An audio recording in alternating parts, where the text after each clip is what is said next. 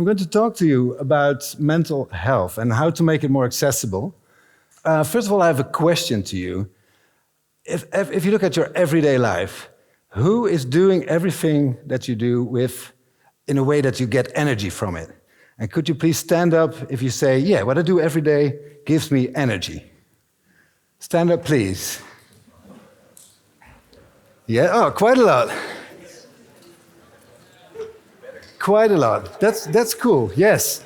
And does it mean that everybody who's not standing now doesn't get energy from the things they do every day? Is that so? Well, maybe I'll give you some tips that will help you today. All right. This is me. I thought I'd throw in some charm offensive to have a start with. This is me, and I was, I think, something like 3 years old or 4, I'm not sure. My big brother is standing next to me, but you don't see him, unfortunately. When I was young, I was a very vivid child. I was running around, always had initiative, had ideas. I would play theater with my friends and take them everywhere. I was very busy. My parents actually put a stick in the ground to keep me from walking out of the garden. And I had also another side. I had a very soft side. I loved to watch, at the skies, at the birds, at people. I loved to watch art, to listen to music. That was my soft side, so to say. So I had a hard, tough side and a soft side. When I went to school, this active side of mine was not really appreciated. I mean, my teachers, they felt I was annoying. I was asking all difficult questions and always meddling with people. I couldn't sit still, at the chair, and I was moving around. Still, it's a bit difficult for me to stand still here, too. And actually, so what happened is that the teachers, they started to disencourage that kind of behavior.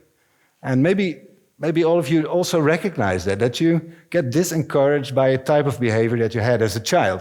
Who recognizes that? Well, at least half. Well, maybe more than half, I guess, right? Yeah. And how do you feel about it? Do you like that you get disencouraged by something that is truly you? No, not really. It sucks, right? Yes. I think it sucks too. Okay. Well, what happened? I mean, of course, I was a law-abiding child, so I was listening to the teachers and I was following their advices, So I calmed down. I braked myself, so I was getting calmer and calmer. And actually, that gave space to my warm, softer side. So I loved to stare out of the window when the teacher was giving a lecture. I was just not paying attention at all, So what happened was that actually, maybe I was limping. If this was my hard side and this was my soft side, maybe I was a bit limping through life like that. And if I'm honest, I think that break was so strong that it really withheld me. And actually, when I look back, I think it was quite a long time of my life I was quite depressed. I'm already at a certain age that most of the people, they didn't ask for psychological help, if you had some problem or some issue. Most people said, well, just grow over it. This is what life is about, But of course, now we live in different times. And when we look at how times are now, then I'm absolutely not alone. So I'm not the only one that had psychological problems. If you look in the Netherlands alone, let's say quarter, so like 26% of the people, last year, all of the adults, they had any kind of psychological problems. Can you imagine how much this is? That's a lot, right? And it goes even further because if you look at a lifetime of the adults in the Netherlands, then almost half of all the adults had psychological problems. Imagine that. So I think that's quite a big problem. The thing is also that there's a lot of stress being put on the people trying to deal with these problems and trying to help people. So the healthcare system is overstressed. There's many reasons for that. I'm not going into that. I only have 80 minutes. It's overstressed. There are a lot of people on waiting lists. There's something like 80,000 people on waiting lists at this moment in the Netherlands. When you talk about mental health, then there's one thing that's really key, and we call it resilience. Resilience is something, to really explain it really short, resilience is if something bad happens to you, it's your inner strength that helps you to fight yourself back. If something is being pushed you around, you you have the inner strength to fight back. And actually, that is the key where we're going to look at today. I'm going to talk about somebody who is actually sitting here somewhere. Where are you? Oh, you're there. That's Mieke Boogert. I met her in 2016, and she's a very special person. She was doing research by then. She researched world trends, and she discovered all kinds of interesting things. This is a map. You don't have to read all of it. It's very complex. The most important thing that she told me when I met her, and she also wrote a book about it, is that the world is getting more open, it's getting more connected, and it's getting more free. When I'm talking about openness, then it means that we have more possibilities to be confronted with different opinions. There's more space also to develop yourself in a way that is fitting yourself. When I talk about freedom, then we talk about if you have the will to undertake something, then we have more possibilities than ever to do so, and that's still growing. And when we talk about connectedness, then there was never a time when it was so easy to connect with somebody anywhere in the world. But, and maybe you recognize this as well, don't you think that also the opposite is very well true? I mean, don't you think that we live in a world of opposition, of egocentrism, and of detachment? So these two things, they are happening. And what is really a problem, and that is also something that we discussed with Mieke, when we talk about resilience, then it is really difficult to get yourself standing when the world is getting so complex. Because when you're looking for grip, if you're looking for grip to keep yourself standing, then you will find that the outside world is too shaky to find grip. I mean, if you want to have grip on your career, for example, or a relationship, or the place you live, or your work, everything is so changing nowadays that if those are the things you want to lean on, well, it will be difficult for you. So, that's what we do. We need to find grip in ourselves. And there is our journey going to lead. To find grip in yourself is really difficult. You know why?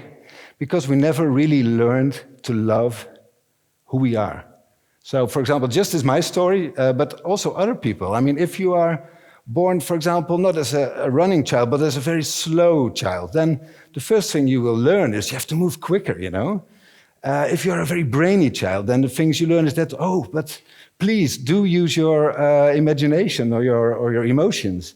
If you're a very emotional child, then the people will teach you, please use your brain. So you will always learn something else than what you actually are. Who recognizes that? Yes? Good. Well, it's not half of this. I think there's more people, but that's all right. So to learn what makes you beautiful, to learn what you really want, what you really like, and to learn what gives you energy, that is something that we never learned. When I met Mieke, we conducted stories of conversations with people. But these were conversations, something like 300 of them. And these conversations, they took over 1 or 2 days per conversation. And these conversations, they were only about what makes you come out of bed in the morning, what do you like, what gives you energy, what makes you beautiful. If you go somewhere and you like it there, why is it so? If you go to another place, you don't like it, why is that? If you go to there, why do you like it there? So we ask on and on and on, only to find the beautiful things, so the diamond, so to say. So not what is your problem, where is your trauma, what is your, etc. Only looking for the beautiful things. And we actually discovered very beautiful things. So we discovered that just as in the story that I told you, that we have a hard side and a soft side, that everybody has it. Only for everybody it is different. So everybody has a different focus or a different core in their hard side and in their soft side. A core that gives them energy. A core that they cannot live without because they get drained if they cannot connect to that. these conversations, they were very therapeutical. So you can imagine that people, after a 2 days conversation with Mieke or me, well, mostly Mieke, I have to say, they change their lives. They change their lives for the better. We get feedback that's, oh my God, I feel so much stronger, or I dare to make the change I wanted to do in my life. This was very, very, very important to pursue, but we also realized that if we would drive against a tree, who's going to conduct these conversations? And if we are living in an overstressed situation where healthcare doesn't have 1 hour a week, to help somebody, how are we going to do that? So we were going back to the drawing board, and we started to design. And it turned out that we had to invent new ways of asking questions. Asking questions that nobody ever asked anybody before. And these questions, they're quite bizarre questions, I think. But I will give you some examples. First of all, you have to all try to imagine that you're living in an ideal world. So it means there are only nice people. Everybody thinks that whatever you do, that's cool, Everybody's healthy, everybody has money on the bank. You don't have to do anything that you don't like because, well, I will do it for you. So you're completely free. If you want to jump in the sky or you want to sing a song right now, everybody will love it. So you're completely free and safe. And in that situation, I can ask you all kinds of questions, what you would like if you were in this ideal situation. So, for example, in this ideal world, would you get more energy from helping others or from empathizing with others? And I'm going to help you a little bit. How would you feel that everybody helps each other, but nobody empathizes? Or how would you feel if everybody empathizes with each other, but nobody helps each other? Okay, so who chooses helping? Can you please stand? So you choose for helping without empathizing, right? So for you, that's the ideal world. Super. And who would choose empathize? Please stand. Don't you agree that asking a question like this really puts you back to yourself because you don't have any example of how you should choose it, right? I mean, there's nobody that said, hey, helping is better than empathizing, right? So you really have to dig into yourself and find out what you feel yourself. Okay, I will do one other to give you the idea. So imagine you're in the ideal world, you can do whatever you want, and what gives you the most energy? Would it be to freely play around, or would it be to discover things? So, who chooses for freely playing around? Could you please stand? Yeah, I can agree. Okay, and who chooses for the other one, discovering things? Super cool. Very nice. Okay.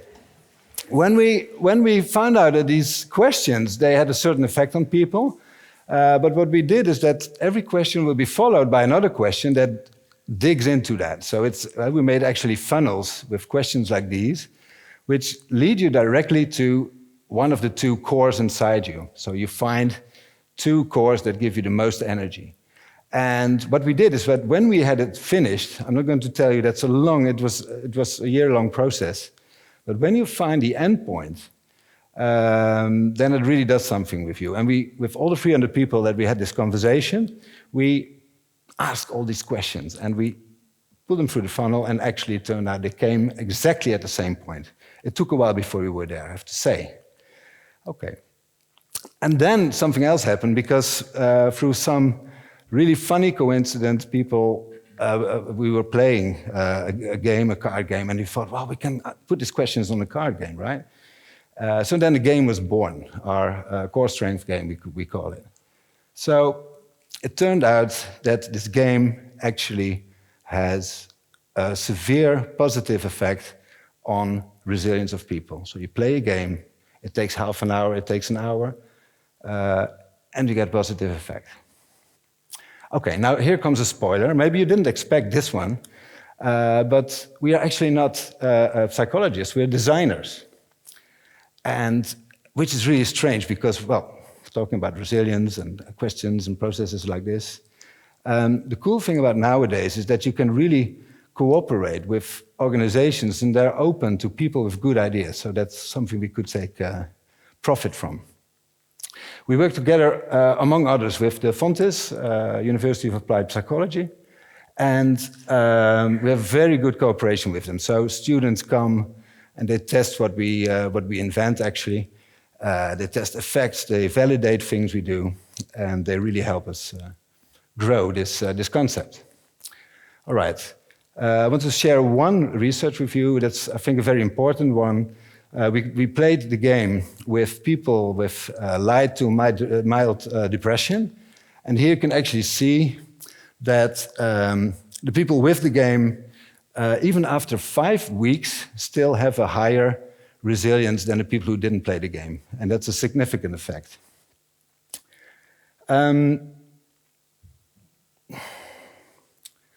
So actually, when we're going back to the first question, so how can you make mental health care more accessible? Then, well, maybe just by playing a game, right? The cool thing is that these games can be played by people that don't even have a psychological skill set. I mean, they can be played with normal people, with each other. So we think it has a very big potential, and I would also really like to ask people who are from the field of psychology to knock at our door and to see if we can somehow cooperate. Right. One thing I learned in this process is that I think it's really important that everybody who has a dream, please remember that you can always find other people with special skills that can help you. So don't think that you're too small or not significant enough or not clever enough or skilled enough. There's always people who like to help you if you have a great idea or if you're just passionate about something. So that also means that you don't need diplomas always, you know? Just a good idea, that would help. And I think the most important thing I also want to share with you when it's about energy, please remember that nobody gets energy from doing nothing. Nobody gets energy from watching Netflix. You get energy when you put your love, your passion, and your energy into something that is really important for you. And you move things into the direction that's good for you. So I really want to share with you, please put your energy to the right direction and make things flourish, so to say. I would really like to thank you.